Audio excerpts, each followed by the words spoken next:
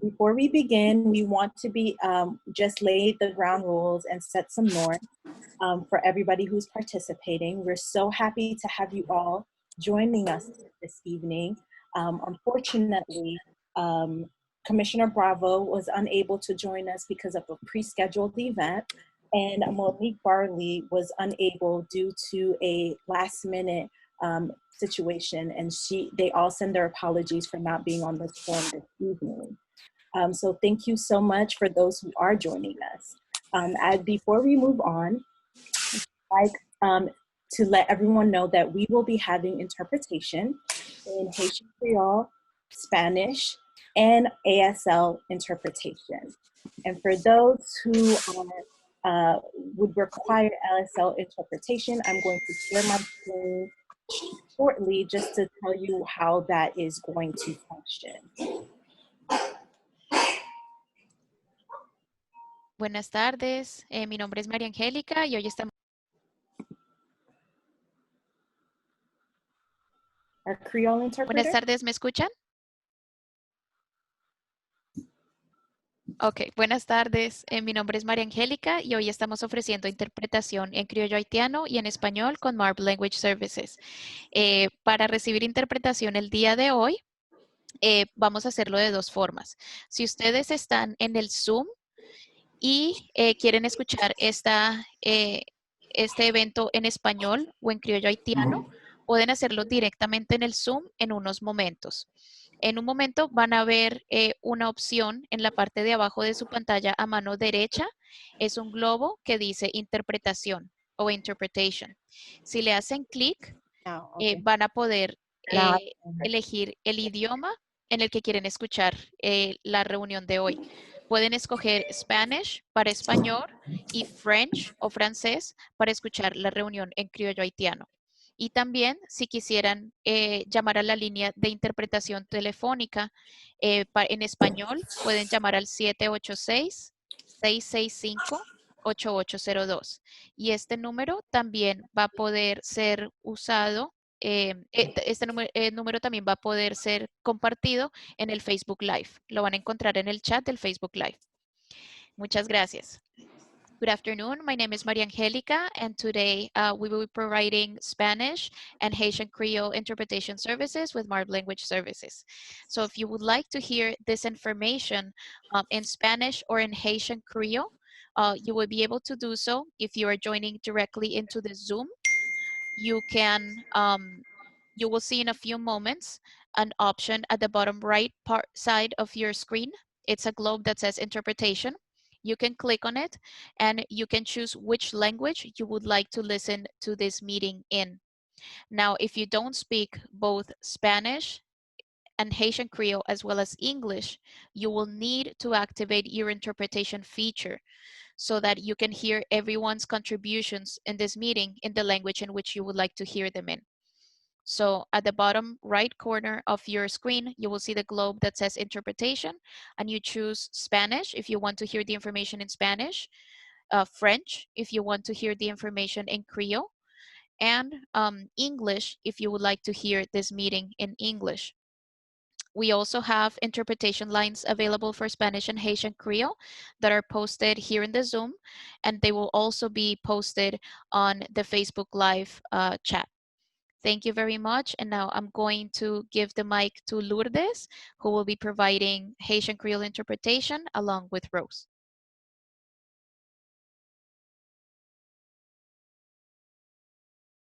Bonsoir tout le monde. Nous sommes c'est Lourdes avec Marb Language Service et son plaisir à soi pour moi pour participer sous forum ça avec nous pour me bailler service dans la langue créole pour moun qui t'a même participer comprendre tout ça qui passe très bien dans la langue créole là.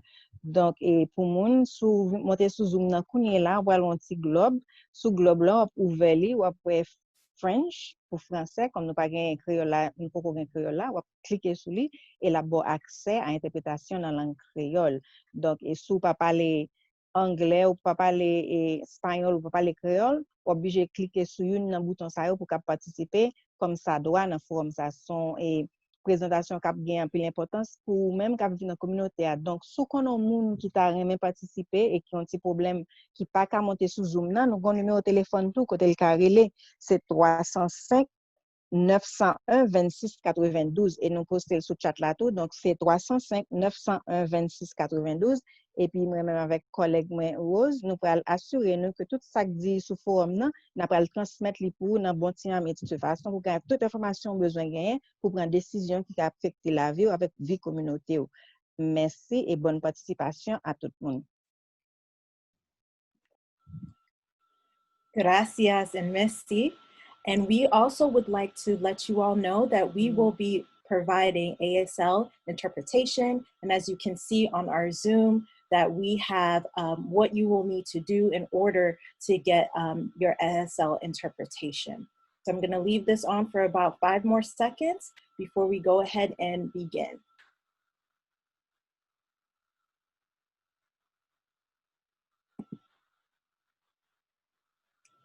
Thank you. So as we had mentioned before, we would like to go ahead and set the norms. Please everyone be respectful of each other and the audience, that we are on live and we are in the Zoom, so let's respect each other. Just also want to reiterate that each candidate will have 90 seconds to respond. And based on our signaling, green is to go ahead and begin speaking. Yellow indicates that you have 20 seconds left, and red means stop immediately. If you fail to stop, we will mute you and we will ask the next candidate to go ahead and speak. Is there any questions regarding our norms?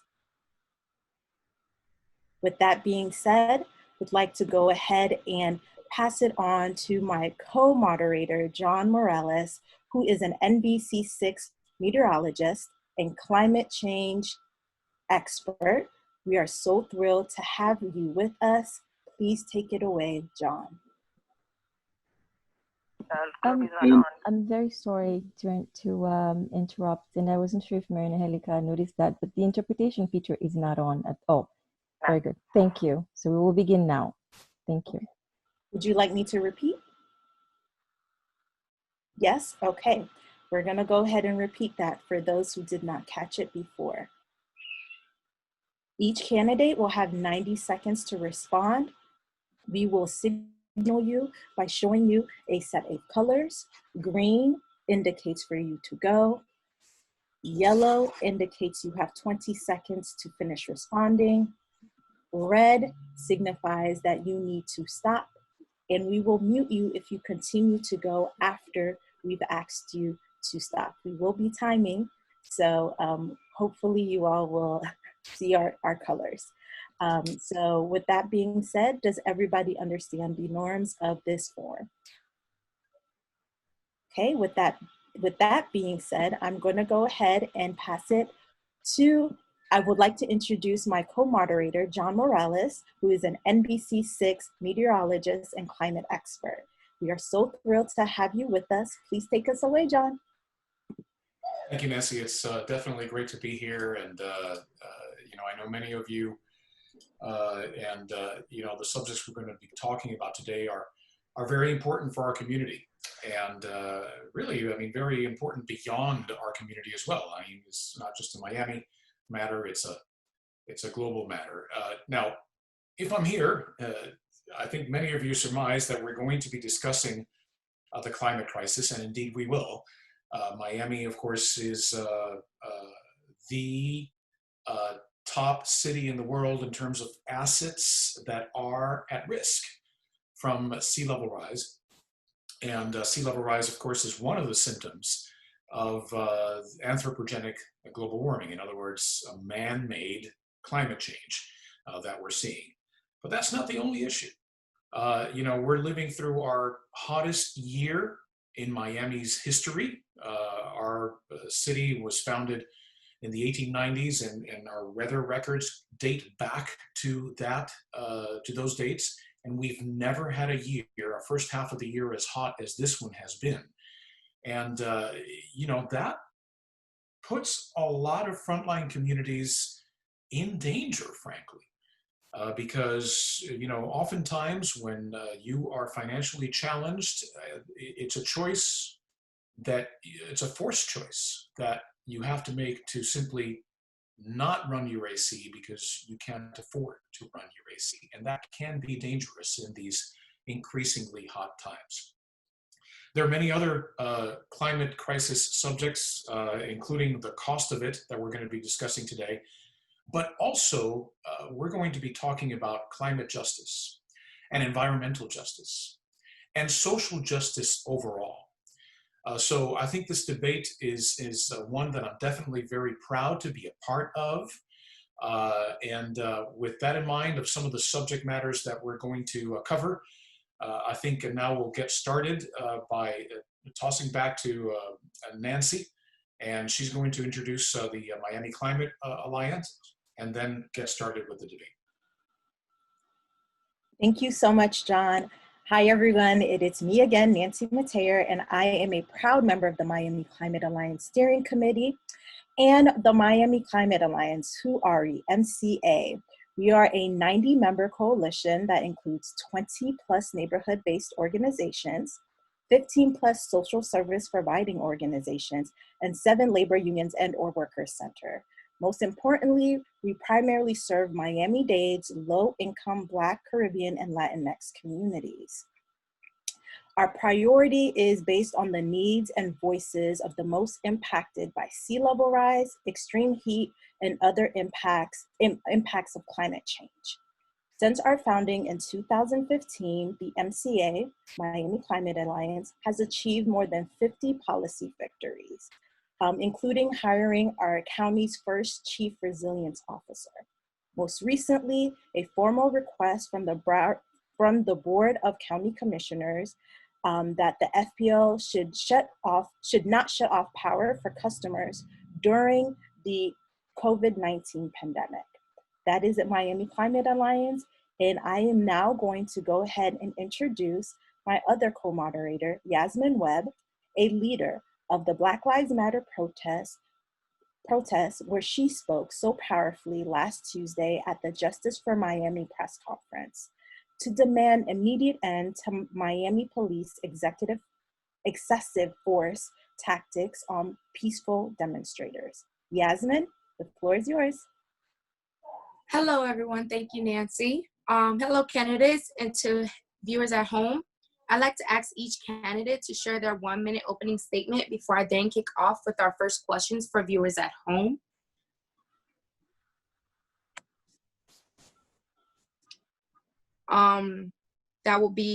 We will start with Daniella Levine, and after her, it'll be Alex Penelas, and after him, it will be Xavier Suarez.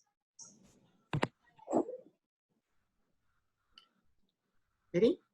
All right. Good evening, everyone. I'm Daniella Levine Cava, and I'm very proud to be with you tonight and very grateful for the wonderful work of the Miami Climate Alliance. I've been actually part of the Miami Climate Alliance, I think, since the inception. And now I am, I think, well known as your water warrior. Look, we have COVID, we have a fight to overcome racism in our society, and these things have been dominating our attention and so critical that they are. But when all is said and done, we still have an existential crisis, and that is climate change. So since I've come into office 6 years ago, I've been highly focused on this. I've been the environmental activist on the commission. My record is laid out at waterwarrior.miami. But most especially, I want to talk about the fact that we have adopted the Paris Climate Treaty, even though our country has withdrawn. We've banned fracking, we've banned styrofoam, we've ended certain chemicals from polluting our water. We've addressed the aging infrastructure of our water sewer system that's polluting our fresh water.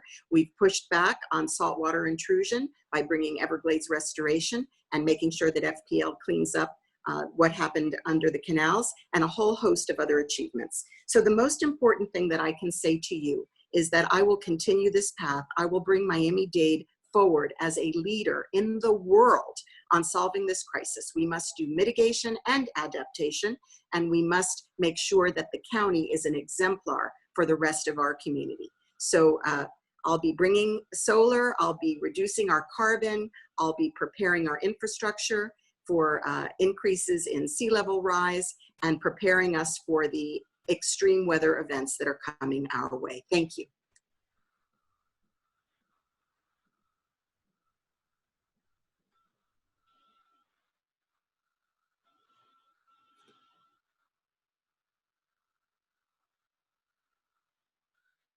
Our next speaker, our next candidate, please.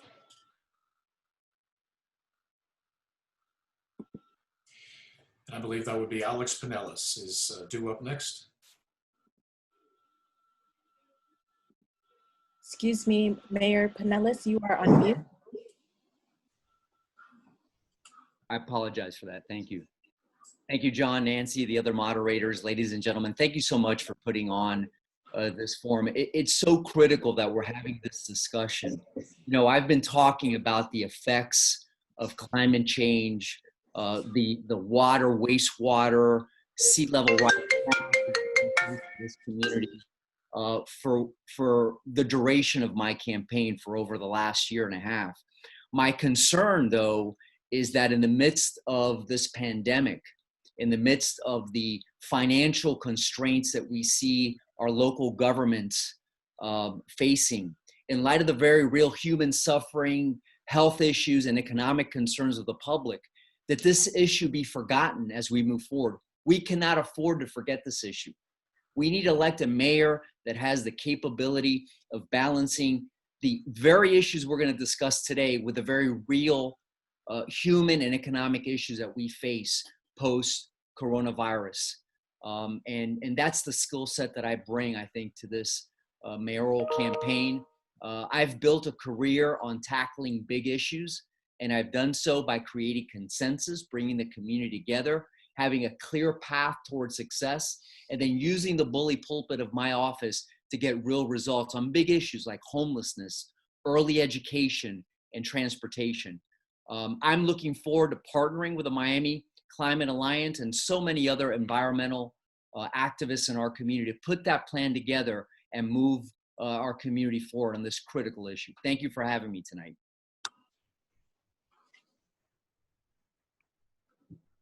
All right, and we're gonna now take it to Alex Suarez. I'll take the Alex, although it's Xavier, but that's okay. It's got the X in there. You know, when the prior speaker was speaking, I think it was Alex, I got a call and it turned out to be from the mayor of the city of Miami. I want to tell you, he's one of the people that I most work with in relation to climate issues. He is a member of the Global Climate Adaptation Committee. He's the only U.S. member, 28 members altogether. Bill Gates is one of the co-chairpersons. And I advise him a lot. Sometimes I feel like the professor and the student, being him, actually takes all the credit because I do all the analysis. My background is totally in the environmental field as far as energy. I have a bachelor's in mechanical engineering, concentration on energy. I have a master's in public policy from the Kennedy School at Harvard, concentration energy. I worked for EPA, and I actually helped in the design of nuclear power plants, including Turkey Point, which should have used cooling towers. And I once heard a state senator say that technology was not available at the time, and that's, of course, was not true. We should have required it to. Of course, I was not involved in county government.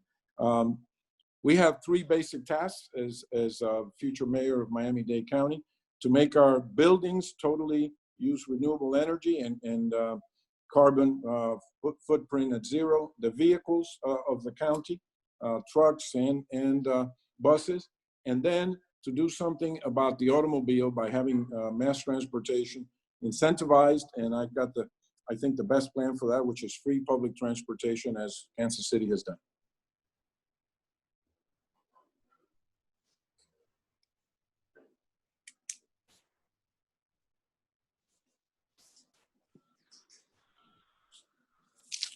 Thank you to all our candidates. Now we are going to begin with the questions. Yasmin, will you start with the community-based questions for us?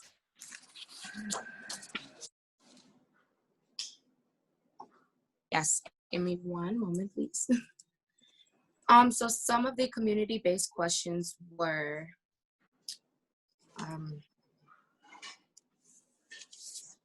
Susan Wingle asked, how do you plan to increase the use of solar energy in Miami-Dade County?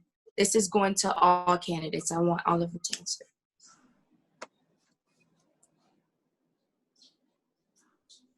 I'll be happy to any one of us, or Go ahead.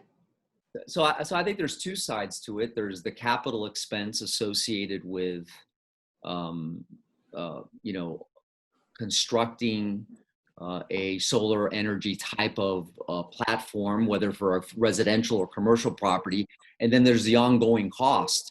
And I think where government can play a role, obviously, is assisting with tax breaks and other regulatory you know, relief to incentivize that. But I think there's also more that we do from a regulatory and permitting process. I mean, I'd like to see a permitting process whereby we, for example, promote more natural light, right? Where we are encouraging the design of homes and commercial buildings that decrease the dependence on energy. We're just using natural light coming in addition to allowing for expedited permitting process for those buildings and homes that in fact install solar energy. But it's really a dollars and cents issue, especially on the buildup. And I think there can be some tax breaks and other incentives that are provided.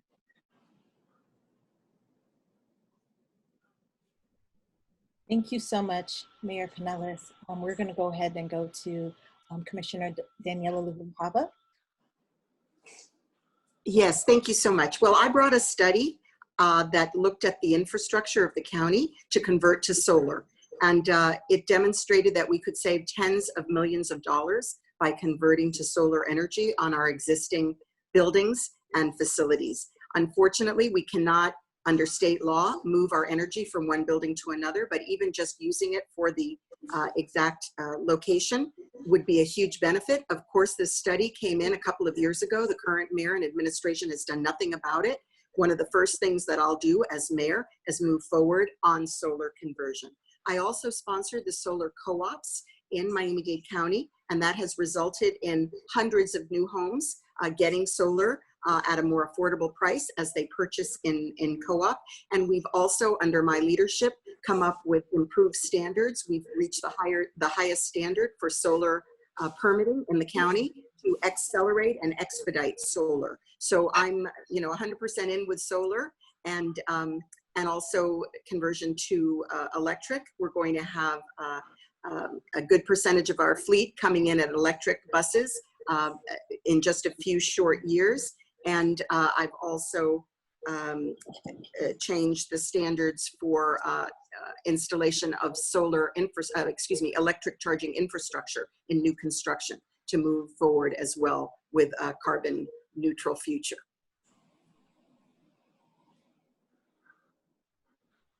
Thank you. Everyone's staying on time. I love it. And we're going to go ahead and pass the torch to you. And I didn't say cool roofs, since I had another second. We also passed legislation to move the county forward with cool roofs, which also reduces energy costs. Thank you. Thank you for that. Now we're going to go ahead to Commissioner Suarez. Well, Commissioner Levine Cava and I often have the same objective. Mine sometimes is a little bit more radical than hers. She proposed a study to require that all affordable housing and subsidized housing in the county, including public housing, use solar energy. I didn't want it to just study, I wanted to do it. And so both kind of got stuck in committee. And one of the things that's important is that we're going to elect a brand new commission and of course a new mayor, and we're going to get things get things done in the future. Besides solar energy and solar power, we also have to look at other aspects of resilience. For example, we happen to have in Miami, and studies being done at the University of Miami and testing, we happen to have the patent holder for rebars that are now made of steel. They're made of composite, basalt-based. I happen to be very involved with those studies and with that technology. And it's perfect for streets. When you're trying to support a building, that a lot more testing has to be done. And last but not least, and it's perfect for streets because it's permeable, about 25%, 30% filtration it allows. Plus the rebars don't rust and don't ruin the environment, and you can use salt water for the concrete mix. One last thing that I'll be mentioning is our recycling is not in good shape, and we have to do something about that, and maybe require something called the EcoPod. Look it up. It provides all the fluids that are used in buildings from a machine so that you don't have to go buy and use plastics.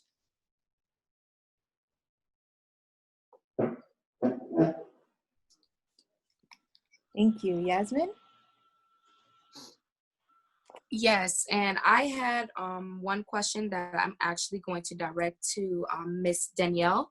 That was going to be, what actual policies will you bring forward to reduce our carbon emissions?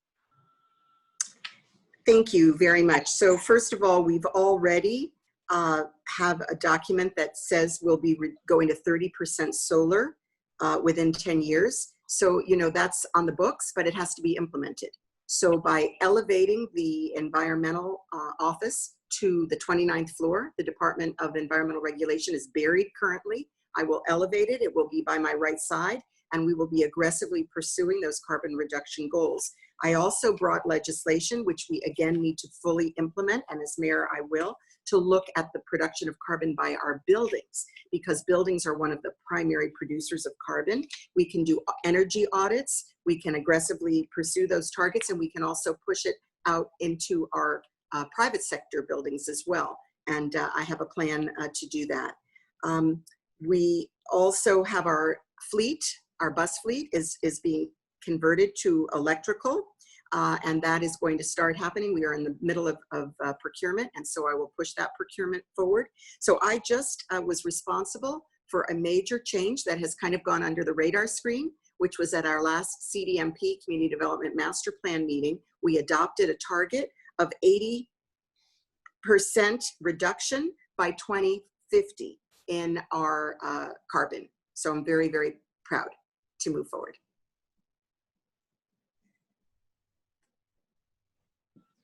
Thank you all for all of your responses. We are now going to hand it off to now John, who is going to be segued to the next portion of this conversation. Thank you, Nancy. Well, I mean, it's clear that climate change adaptation and mitigation presents needs that are much greater than the monies that are available. And so I wanted to ask, and I think I'll start off with, since we just had Ms. Levine Cava on, I think we'll start off with former Mayor Penelas. If you were to be elected next mayor, you will need to make very difficult choices regarding the funding of significant climate adaptation projects. So with that in mind, Rick Katz asks, how do you plan to fund all of Miami-Dade's infrastructure improvements? And John, it's an excellent question. And by the way, you could have posed that question just as well pre-COVID, right? I mean, it was a challenge then to identify what can be a program that will cost in the multiples of billions of dollars. And it's not just climate related infrastructure needs. We have a crumbling water and sewer infrastructure right now. You read about it every day. You post it on your newscast every day. We have mobility needs, unmet mobility needs. We have affordable housing needs. We have thousands of properties on septic tanks. I actually believe that the need to bring about real economic recovery post-COVID will actually assist in this matter, because there will be a need to create real economic stimulus, good paying jobs, jobs that will, lift up the economy.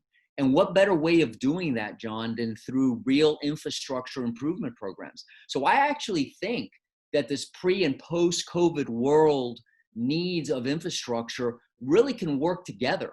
We're going to need a bond issue too, let me be very clear, because a lot of these unmet needs are not going to be able to be met just with existing identifiable money. We're going to have to lobby the state and federal government, among other things. But I think there's actually a way of addressing all of these financial needs in spite of COVID and actually to assist our economic recovery.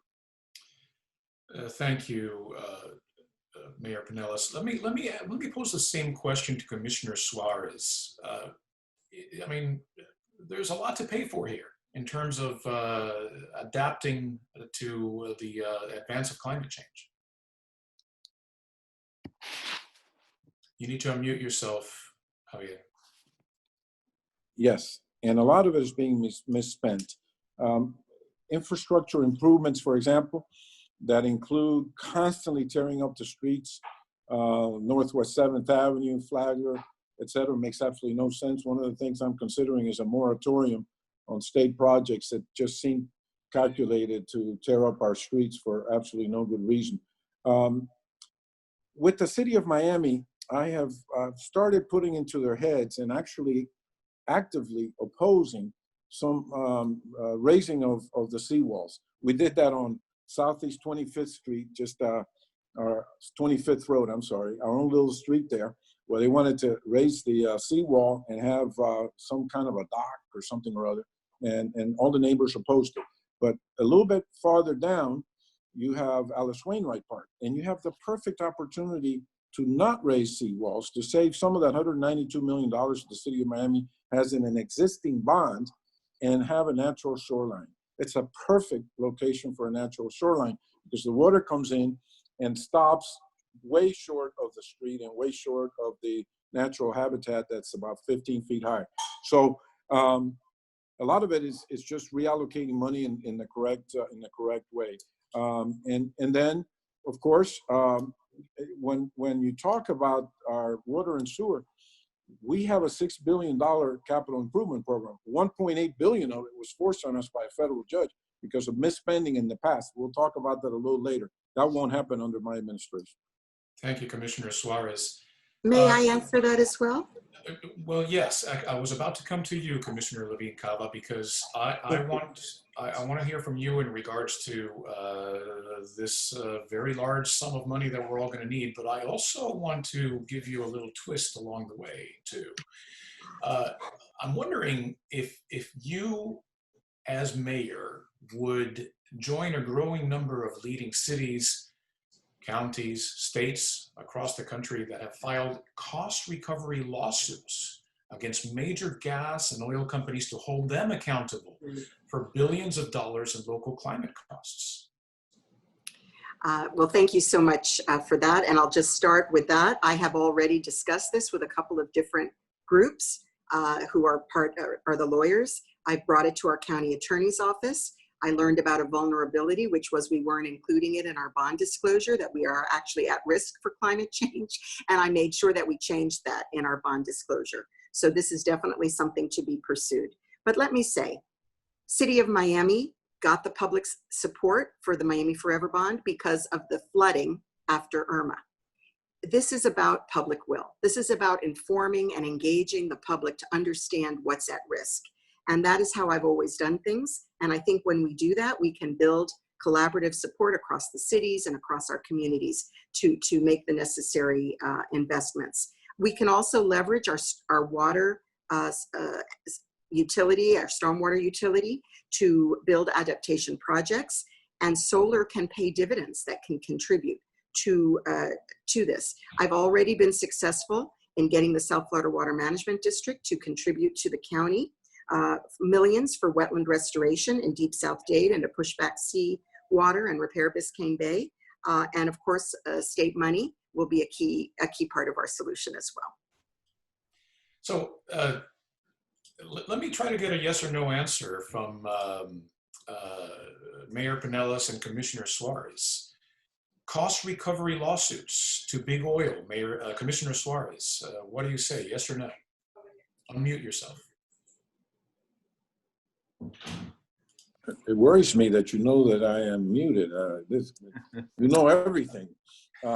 Yeah, absolutely. I mean, what has happened, and the worst case of all, of course, is the cooling canals at FP&L. And we have been very vigorous in trying to recover the cost of cleaning them up. We also have been proactive. We're giving them about 15 million gallons a year of our wastewater. Once it's reasonably, I think, secondary or tertiary treatment, and then they take it and use it for their cooling. But to the extent that they have damaged the environment, and the same is true for any company, including those that use fossil fuel. And by the way, I was involved at EPA in sort of updating the regulations on new sources of fossil fuel pollution, and later carried on in my master's program with the completion of that analysis. Okay, Commissioner Suarez. Mayor Penelas, yes or no? Big oil, do we sue them for the costs? We definitely sue them. And some will say, by the way, John, that's ahead of our time. It reminds me of what happened back in the late 90s when I sued gun manufacturers, because we knew there was technology to provide safer trigger locks to prevent children from getting hurt and killed from guns. We were ahead of our time then, and now it's a cause of action that's being recognized by courts across the nation. So I think that's kind of bold action that needs to be taken, and it's not just symbolic. It's real action, and some of those lawsuits were failed initially, much like the gun lawsuits failed early in the 90s. But I think if we persist, there will be a cause of action that's recognized, and I think it would be very beneficial. Thanks. I'm going to go into one more question before I toss it back to Nancy for some water-related questions. And I'm going to start off with you, Commissioner Suarez. The county's Building Better Communities general obligation bond program is coming to a close. So my question to you, do you support a new general obligation bond to specifically invest in infrastructure to address the impacts of sea level rise? No, absolutely not. The $2.9 billion Building Better Communities general obligation bond has taken forever. And we still have about $900 million outstanding, including 3 or 4 projects in my district, which Mayor Jimenez has managed to slow down. The people are waiting to see what we're doing with the $9 billion that we have in operating and capital improvement monies on a yearly basis, folks. And the idea that, and I guess I now know that Mr. Penelas is going to answer the question by saying yes, and of course I do not. We're paying gas taxes, we're paying property taxes, we're paying sales taxes, we're paying food and beverage taxes, we're paying for use of our parks, for use of our pools, for going to our museums. People are tired of paying taxes. They deserve more efficient government, and that's what they're going to get under my administration. And we will take care of the capital needs and infrastructure needs of a resilient society. You'll see how quickly that gets done in an efficient government. Commissioner Levine Cava, your position on a new general obligation bond. Well, I don't think it's necessary at this point, because I think of the things that I mentioned before, the stormwater utility, the dollars we could generate from solar,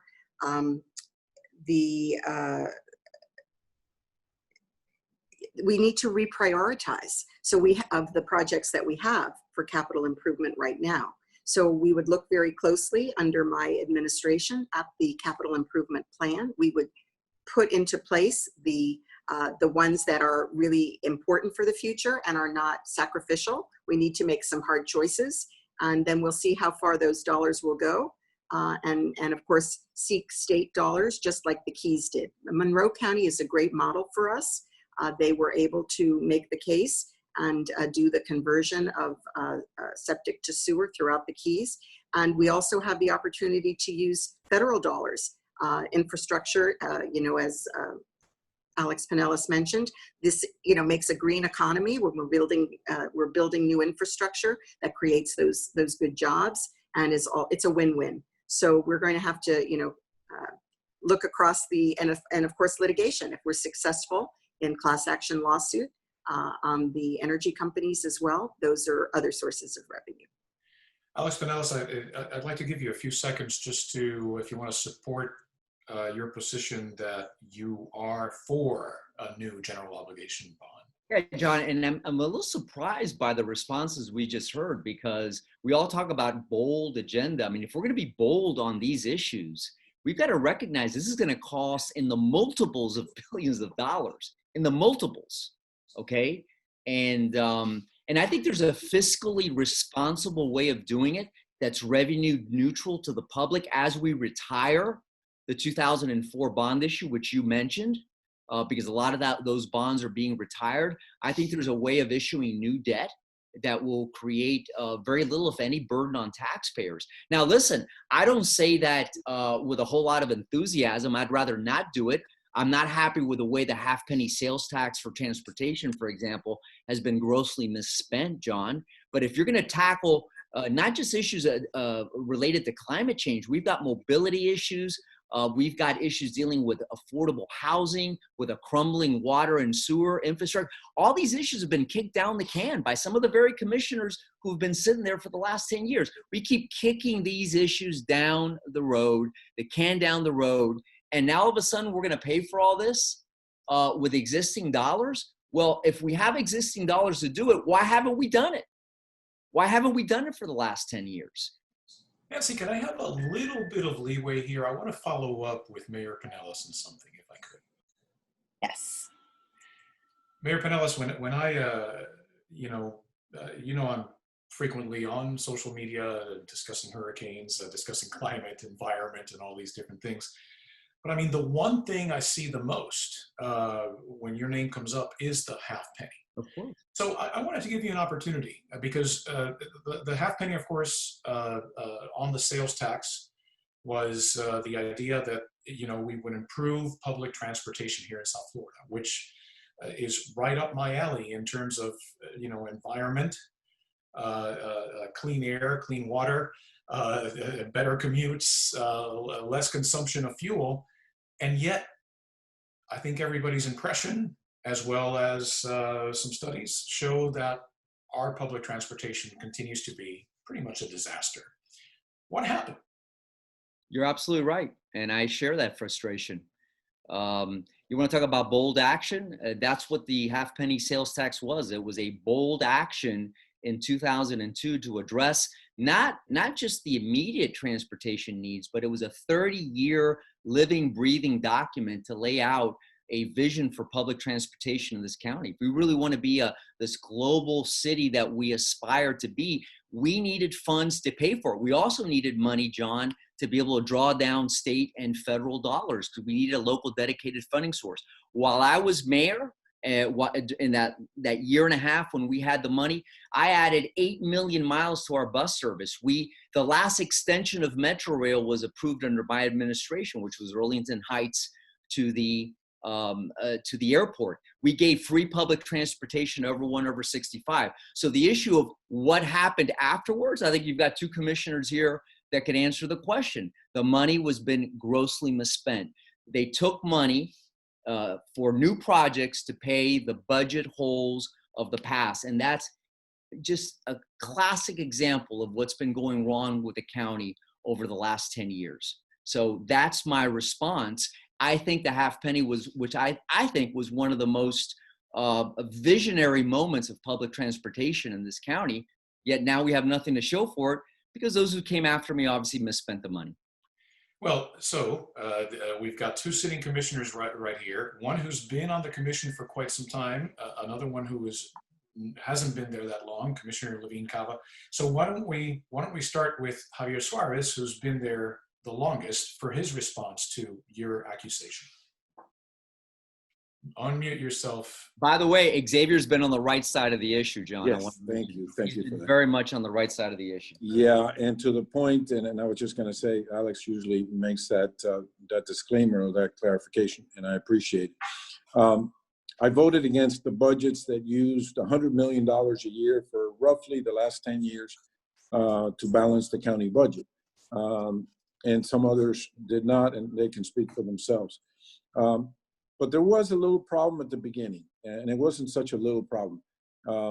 What was done with the half cent initially, within the first 2 years when Mr. Penelas was still in office, should have been bonded out and not a single penny allowed to be used. For example, the Golden Pass was a promise made to the elderly, but they don't cost $25 million a year to give free rides. And so that transfer should never have been made. It started the county on a path of saying that they could use the half cent to cover new buses to replace existing buses. By the way, when he adds miles, yes, we added miles, but you know, we promised them 635 new buses. And you know how many we've given them? 0. We promised them 89 miles of new rail. And instead we have given them the 2.4 miles that Alex referred to as connecting Arlington Heights to the airport. So, and frankly, the person that went and filed suit, went to all the CITT board meetings, and my appointees were the ones that made the resolutions to stop that from happening, and ultimately the commission backed me on that. But we still have a lot to do to make sure that money's spent correctly. All right, let's hear the response from Commissioner Levine Cava. Well, first of all, let me be clear. I said we do need to build public support for our infrastructure needs, just like Miami did, but we also have to explore all the other sources, state, federal, the fees that can be generated, reprioritizing. So these all have to be on the table, and we can't be rushing to a new bond right off the bat. But we need a more comprehensive infrastructure plan. And we are in the mess that we are in because we didn't have it. So we are borrowing billions now to fix water infrastructure that was neglected until 2013. So that includes when Alex Penelas was mayor. And we were forced by the federal government to finally make up for that lack of investment, which has plagued this county government. So in my administration, we'll be looking down the road to how to support infrastructure. And as for transit, you all know, we were promised a full system that really cost a full penny. We got a half penny because that's what the public would bear, but the promises were never ratcheted down. So we are living with the false promises, with the lies of the half penny, and we are trying to make up now for lost time, restore trust, which is extremely difficult to do, but obviously we're working hard to try to make that possible. And John, because she used the word lie, may I have a moment to rebut? Very briefly, because we do need to move on. Well, because I think Commissioner Cava at some point needs to respond to the public as to why year after year after year she supported Mayor Jimenez's budget, which took new money. This was the subject of Mr. Suarez's lawsuit, to pay for the old system year after year. The records don't lie, Commissioner. And I've asked you this question repeatedly in these debates and these forums, and your only response is, oh, someone else lied. And even assuming that there was an overpromise, why didn't you stick to what the voters said, which was use new money for new projects? Why did you go along with Mayor Jimenez's budget every time you voted for the budget? You need to respond at some point to that, because the question's being asked. Well, first of all, as you know, I did not support every budget, and I joined with Commissioner Suarez in pushing to unwind what they called the unification. And I actually voted against projects that even the Citizens Independent Transportation Trust was willing to swallow, because I was moving forward to unwind and make us independent of those dollars, because the county has never fully invested in transit. I agree with you there. All right, we definitely need to move on now, and I'm going to toss it back to Nancy Metayer for some questions regarding water and water infrastructure. Just wanted to say thank you everyone for being respectful and remaining respectful to each other. And now I am going to go ahead and ask a few questions regarding water. And this question is going to go to Commissioner Suarez. He's going to start us off.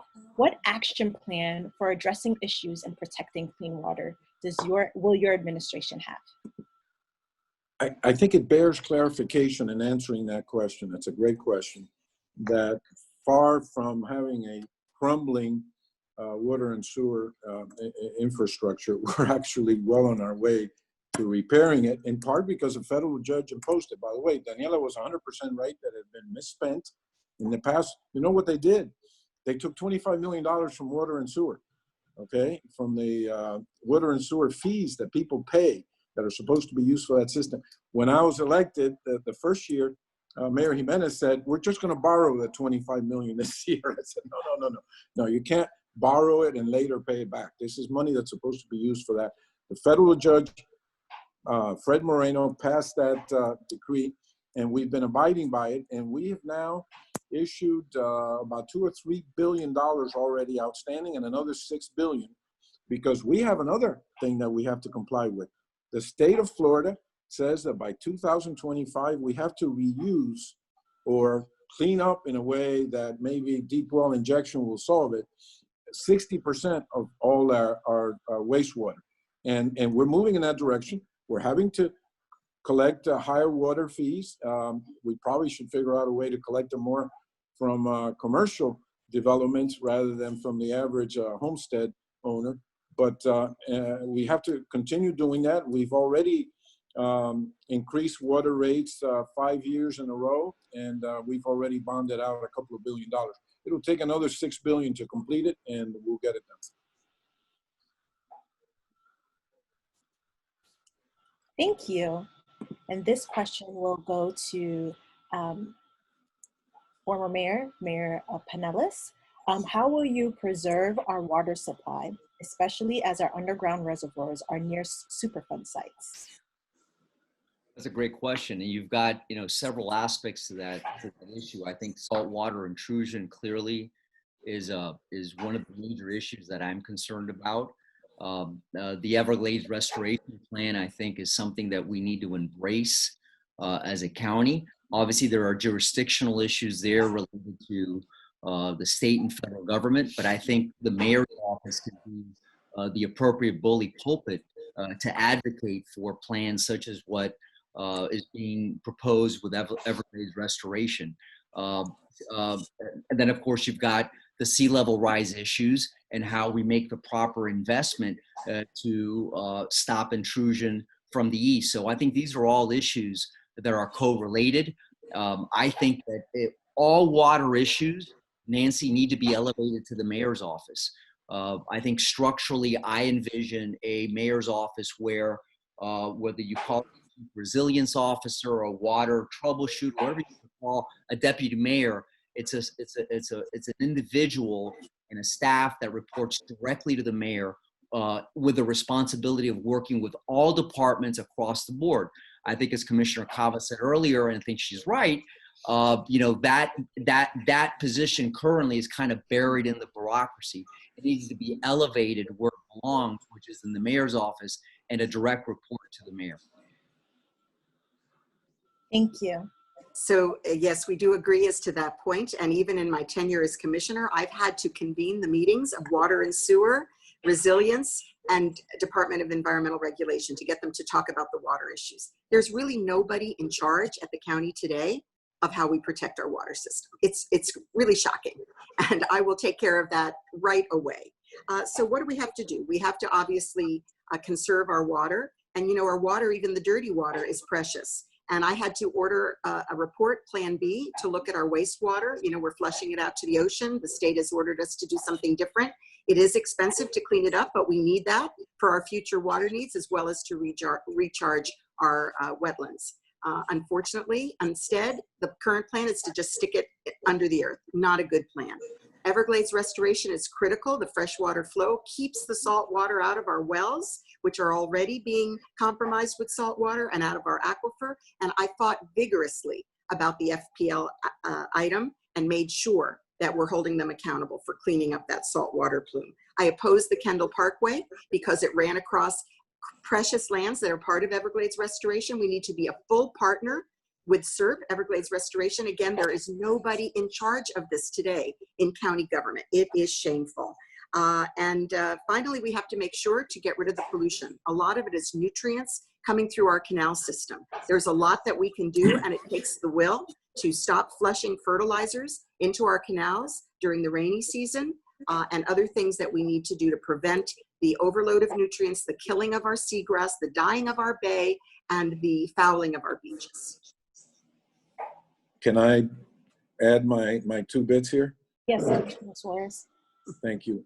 Yeah, she's 100% right. Sometimes the left hand doesn't know what the right hand is doing, and that happened with the spill that happened at the Olita Park location. And at one point, I was texting the Durham and Parks and Water and Sewer, telling them, "Hey, we capped it, okay?"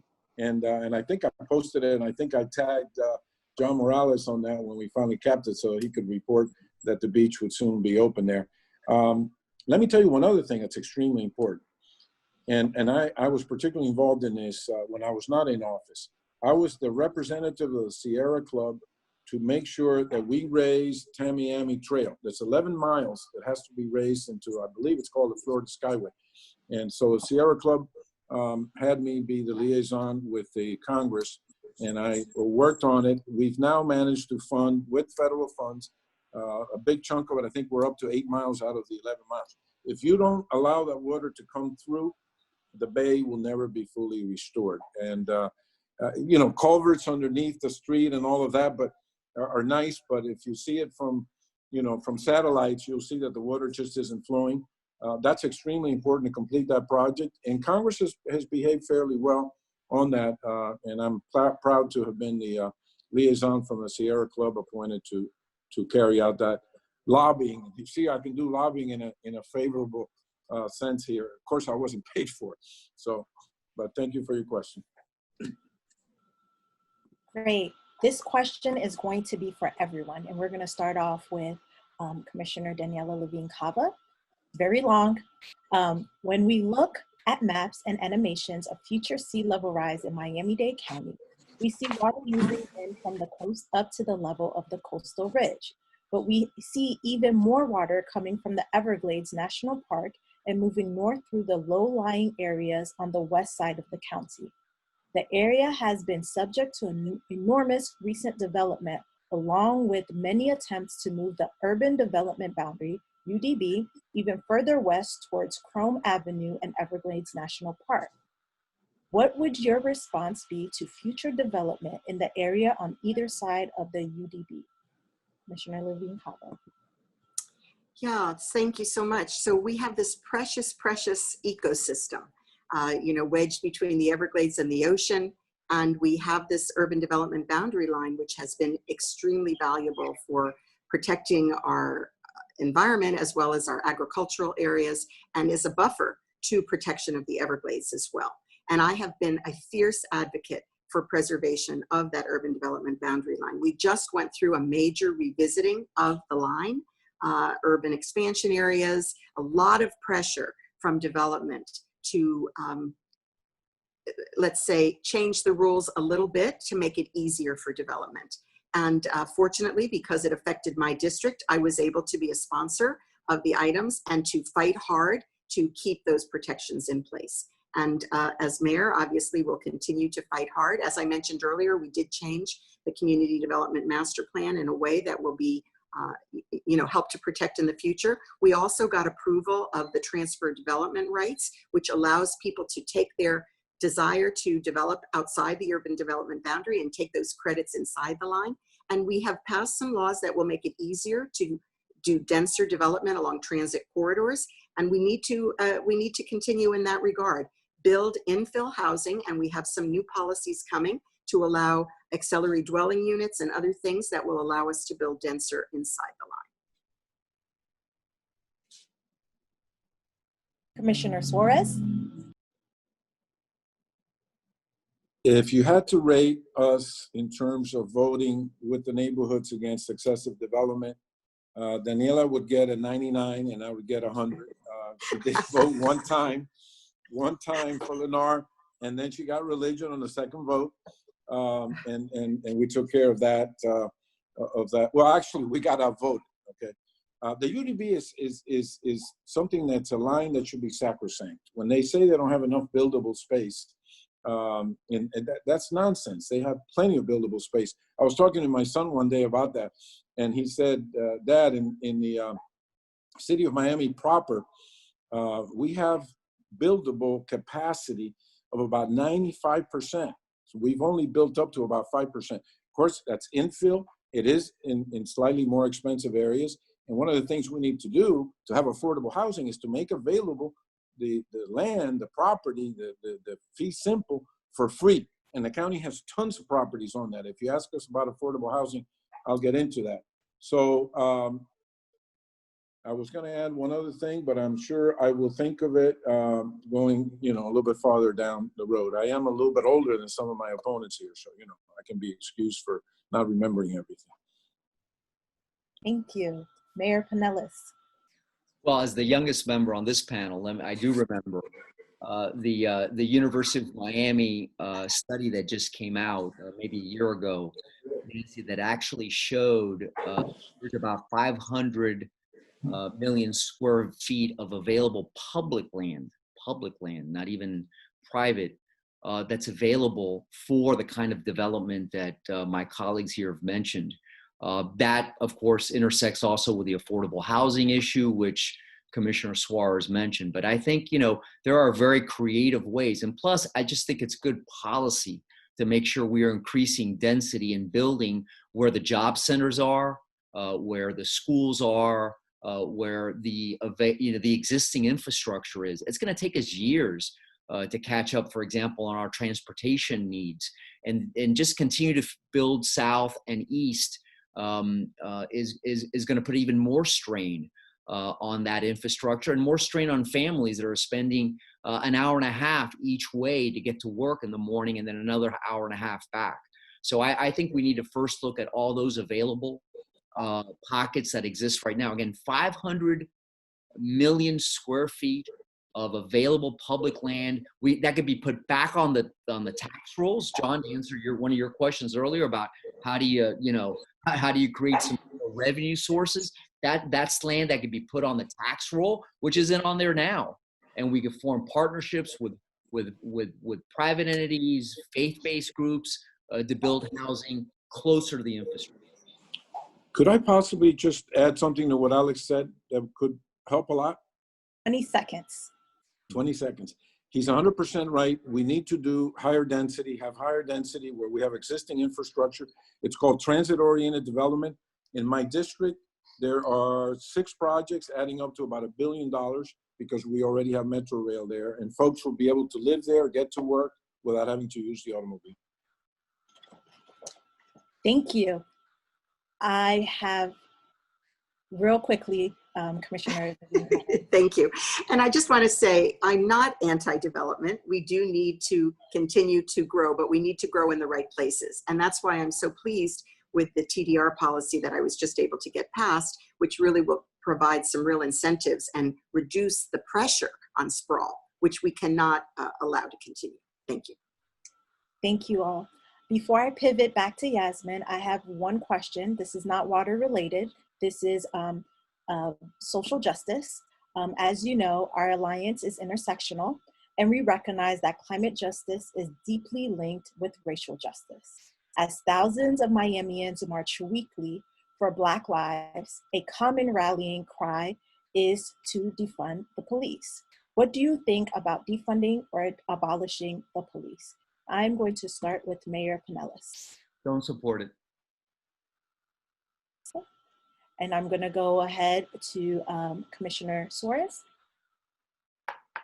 I thought you started off in a direction of social justice related to climate, and I was going to get into an article that I co-authored with Neil Shiver about that, because I think there's some misstatements on that. Just because people live in higher grades in Little Haiti or Overtown or East Little Havana or Coconut Grove doesn't mean that they're at a disadvantage if we do things intelligently and fairly to all communities.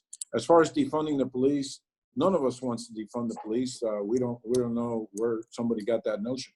Now, using the resources of the police, using the patrolling of the police, using the sensitivity training that Daniella has brought to our attention in some of these debates, and expanding the dialogue between police and youth, which I created in the county, and it's a model for the whole nation. They're required to have 2 sessions with young people as they get into the police department. FIU is running it for us, and it's very successful, and I created it.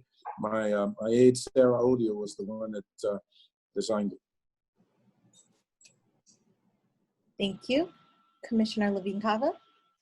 So I'm not about defunding the police. I've actually expanded the police force in South Dade as the population has grown. I restored the full-time ag patrol unit because the farmers are really beset by terrible crimes out there in the open spaces. And we have unsolved murders, unsolved rapes. We have so many economic crimes that need to be pursued, and we need more community policing.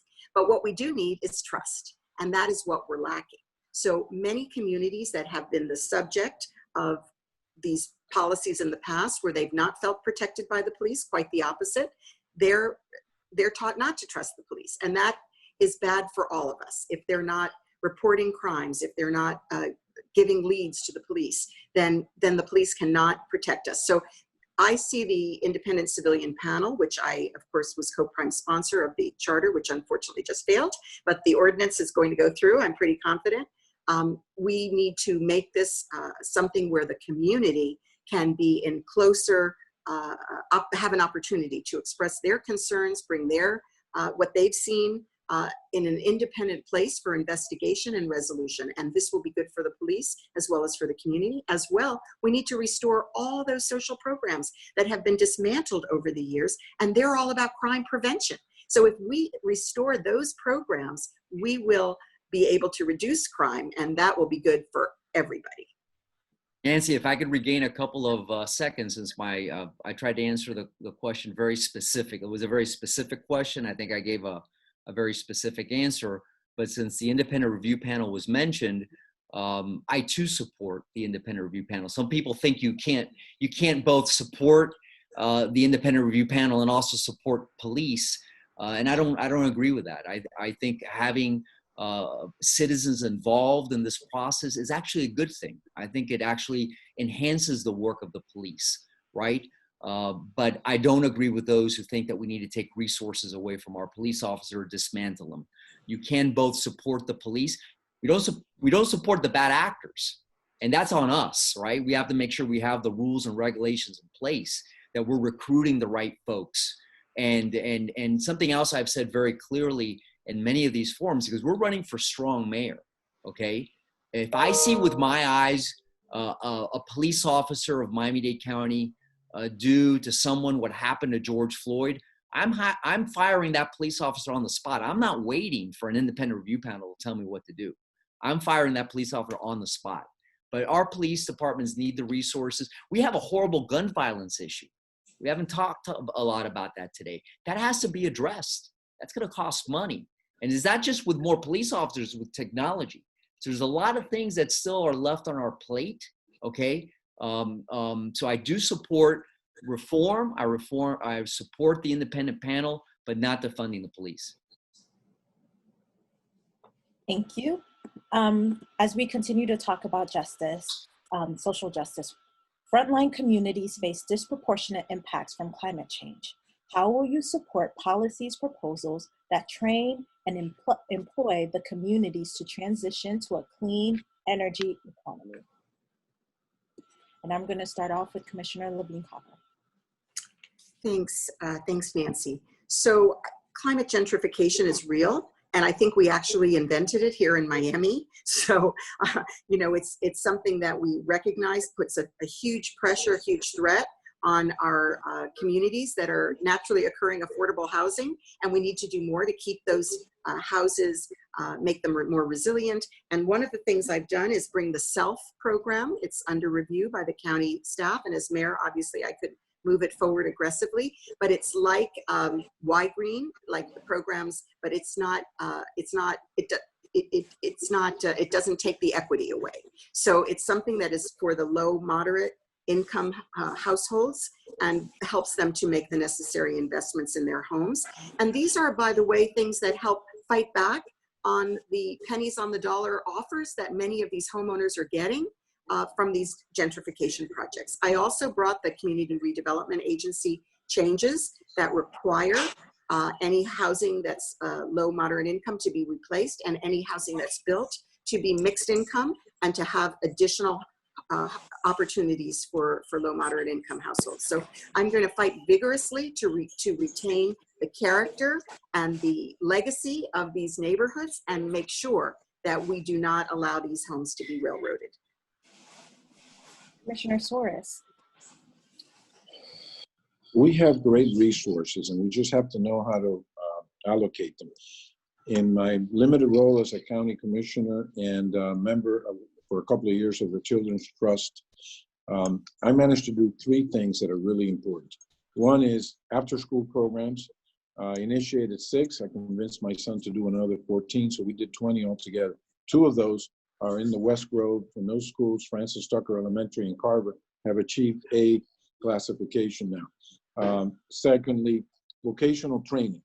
And we have done 4 schools, thanks to my efforts, in inner city schools, including Edison and Opelika, Homestead, Coral Gables High, with apprenticeships. And the third one, perhaps the most important for your question, is jobs for youth in the summer. Dade County used to have a lot of these. When I got elected, I found out that we had 0. I got the mayor to put a little bit of money into it. It wasn't easy. And we leveraged it with private and career source contributions into 2,700 summer jobs for young people. And there's nothing like having that first job. I know I didn't know where to turn for my first job, and it happened to be somebody that owned a painting store right down the street from me. That's how I got it, to be a painter's helper. But if I didn't know that, if I didn't live in a neighborhood or somebody owned a business, I might never have had that first job. That's extremely important that we do. And we're gonna increase that to 8,000 or 10,000 summer jobs for youth. And lastly, Mayor Penelas. Yeah, so to build on some of the responses that were given earlier, which I tend to agree with, really the power is in the county or the municipalities' regulatory powers, right? Cities and the county have the power to approve these projects, which are resulting, among other things, in gentrification, as Commissioner Levine Cava mentioned. One of the particular issues that I'm concerned with in the unincorporated pockets where some of this is occurring is this effort to weaken our community councils. Really, that's the first line of defense. A lot of these projects, when they get to the county, you've got commissioners that are elected from districts, and you really only have one commissioner that represents the particular neighborhood or community that's impacted. I like the idea of having these projects first go through the community council process. And recent efforts, I think, to weaken community councils need to be turned back. Community councils began under my administration as something that we need to not only sustain, but even give more resources to. And then, of course, relocation policies. When some of these projects are in fact approved, what are we doing to assist these families to move into affordable alternatives? And what's the policy when the developments are done for these families to come back into these historical neighborhoods? Those are all things that I think we need to look at. Thank you. And now I'm going to pass it on to our amazing youth leader, Yasmin Webb. Yasmin? Yes, this question goes to all 3 of the candidates. It will be, will you cut funding for the military-grade weapons used by the police force on peaceful protesters?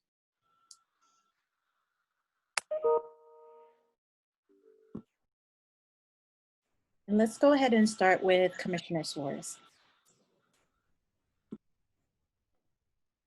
You're on mute. Can the question be repeated? She identified, I think, a weapon. I didn't hear quite. Can the question be repeated, please?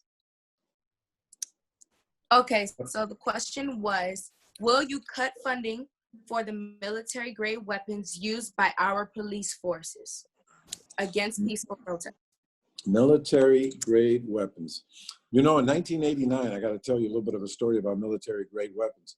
I was in a helicopter after the disturbances that we had, and we were shot at with a rifle that was a military-grade rifle it had tracers. So, you know, you see these lit up bullets, and then that way they can figure out where the bullets are going and try to get closer to the helicopter.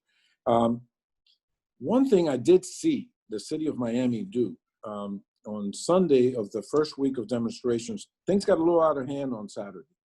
I thought the mayor did a great job. He's my son, okay? He gave his phone, he talked to people, he came out in Facebook. But things did get out of hand. There were some folks that were determined to breach the peace and even burned down one of the police cars. The second day, the city brought out, I don't know if you call those military-grade weapons, but there was an armored vehicle that had some pretty powerful lights and pretty powerful sounds. Now, you know, if they didn't have that the second day, it would have been a little more difficult to contain. And so I don't know exactly what you would remove, but a lot of times, you know, these things also need de-escalation.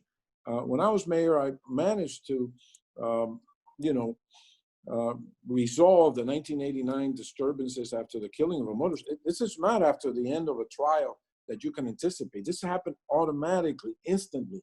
And I went in there and I stayed there for 8 or 10 hours, negotiating and talking to the people, talking to the families of the deceased, and ultimately kept Miami at peace. And we distinguished ourselves for the next 15 or 20 years after that.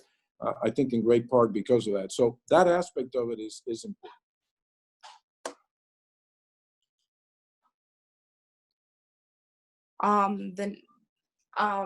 Also, that was actually a yes or no question. But my next question is going to be, by militant weapons, what I mean by militant weapons would be gassing people, unlawfully arresting people and targeting people, telling them that they will shoot us if we don't comply, if we don't move from the sidewalk where we're allowed to stand and exercise our First Amendment rights. What do you guys plan to do about that? As far as also a few of the peaceful protesters have been shot with rubber bullets, and they were just innocent bystanders. So, and they were not burning things down. They were actually peacefully walking, peacefully protesting, peacefully being able to take the street, and that has been taken and stripped away from us time after time after time again. This is long past whatever the first situation was. This is even till this day. Right now, I can go out, or any of my group can go out, and we will be subject to arrest just because we're protesting our First Amendment rights. So what do you guys plan to do about that, all of you? We're going to go ahead and pivot to Mayor Penelas. Well, let me be clear. I don't think any of us support the gassing of peaceful protesters. I don't think any of us support the use of rubber bullets against individuals who are simply exercising their First Amendment rights.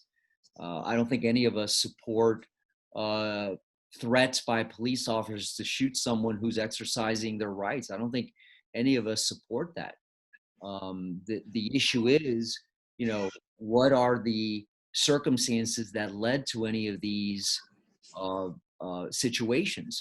But certainly, I think every one of us very much support the right to peaceful protest. Now, I'll tell you, I don't support protesters who are throwing rocks.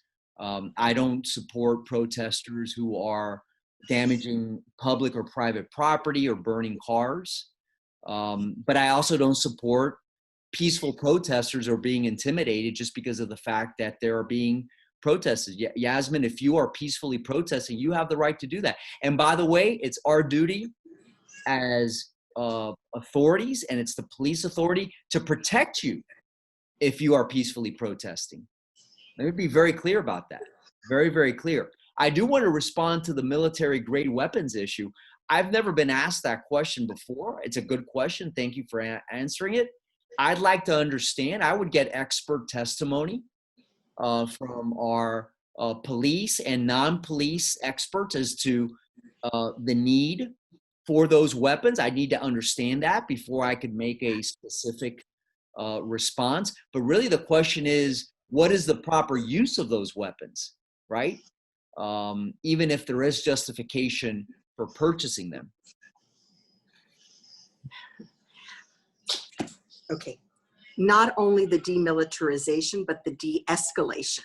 So it's outrageous that our police first response sometimes is to come in with guns blazing, with riot gear when people are engaged in peaceful protest. I myself was part of numerous peaceful protests, and I witnessed some of this, and we know studies prove that it only escalates violence. It only leads to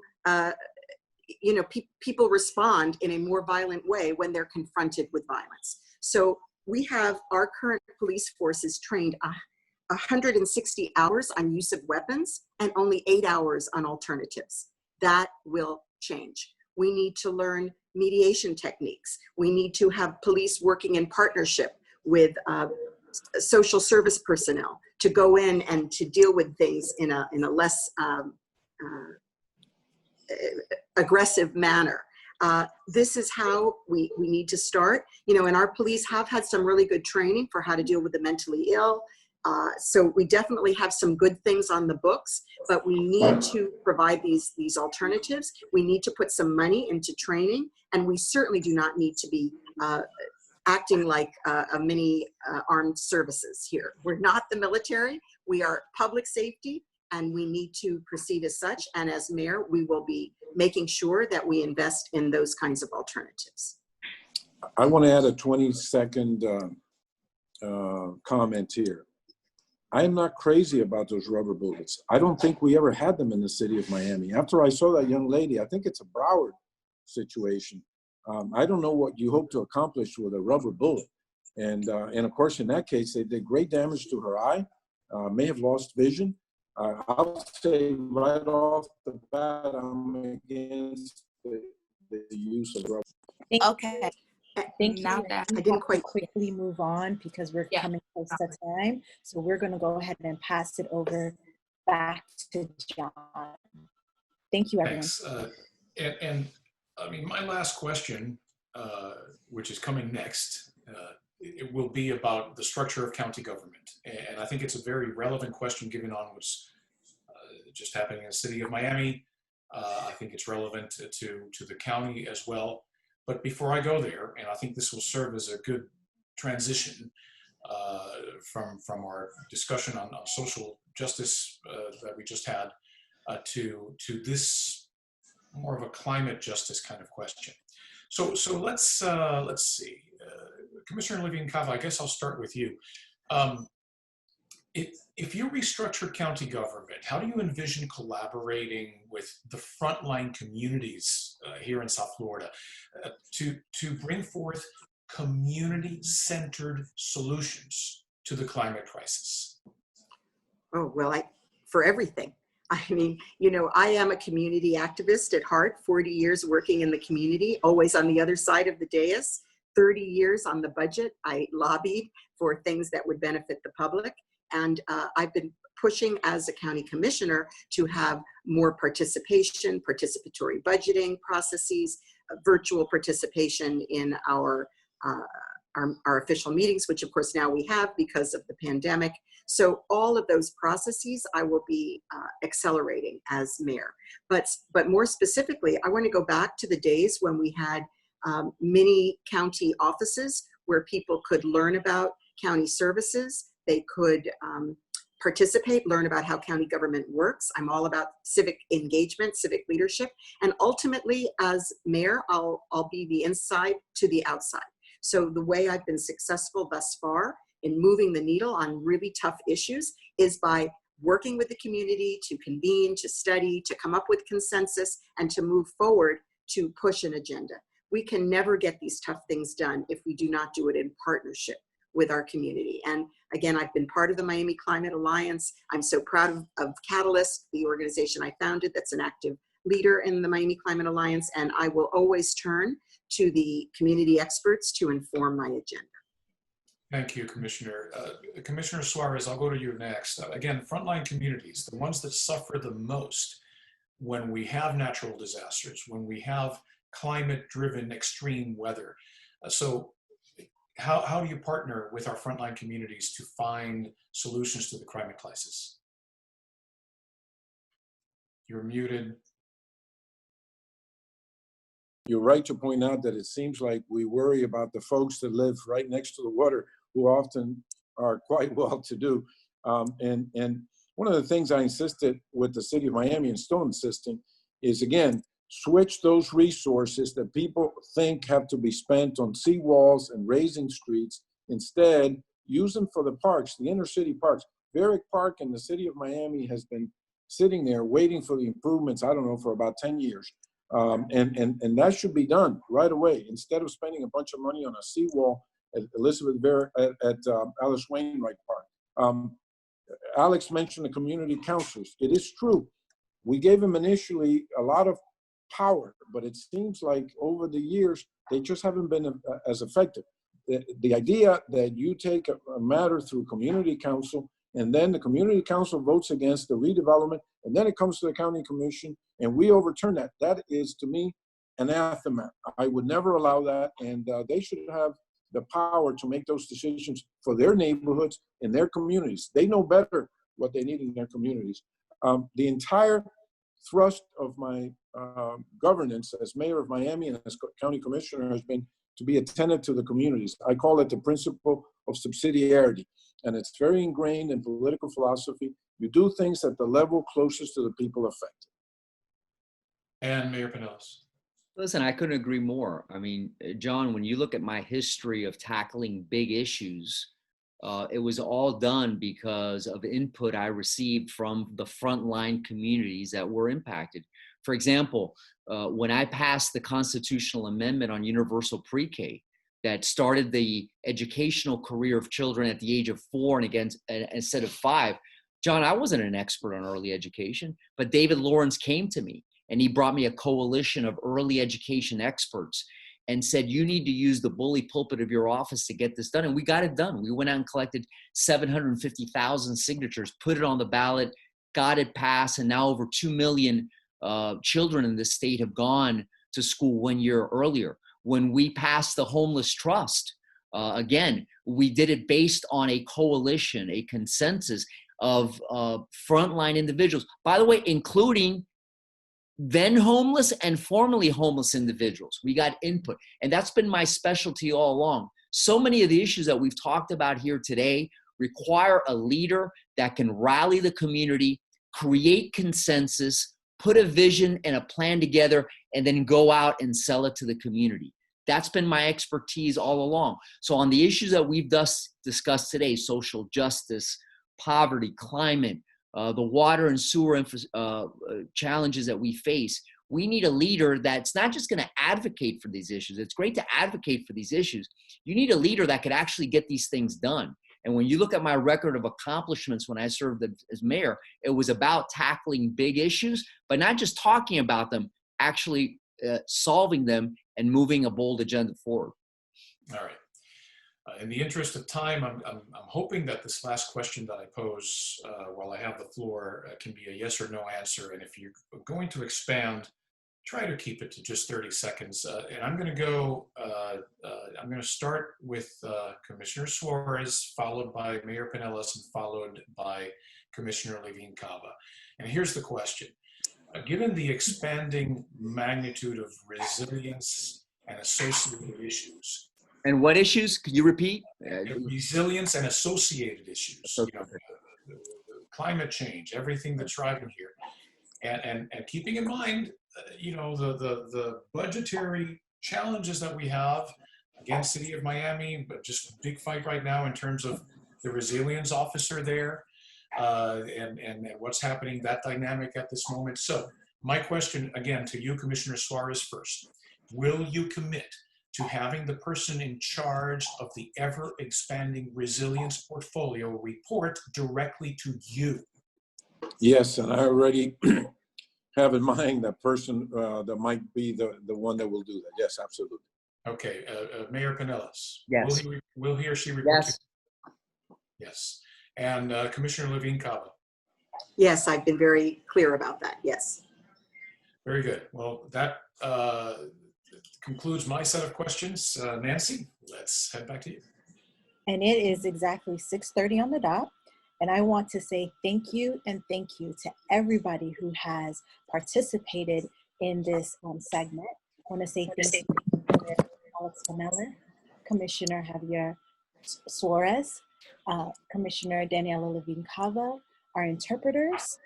Thank you so much for participating, and also want to say a special thank you to all of the organizations who help organize this.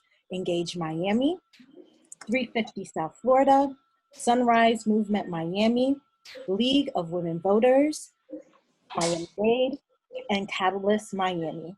Thank you all. And I hope everyone enjoyed this portion. And lastly, want to shout out our youth leader, Yasmin Webb, who was excellent. And this is her first time moderating a panel. So I want to give her kudos and continue letting our youth know that they are our future and continue staying engaged in these important conversations. Again, my name is Nancy Metayer. I am a member of the Miami Climate Alliance Steering Committee, and on the behalf of the Miami Climate Alliance, thank you and have a good night. Good night. Thank you. Thank you, John. You did great. Good night, guys. Thank you so much for having me. I enjoyed this.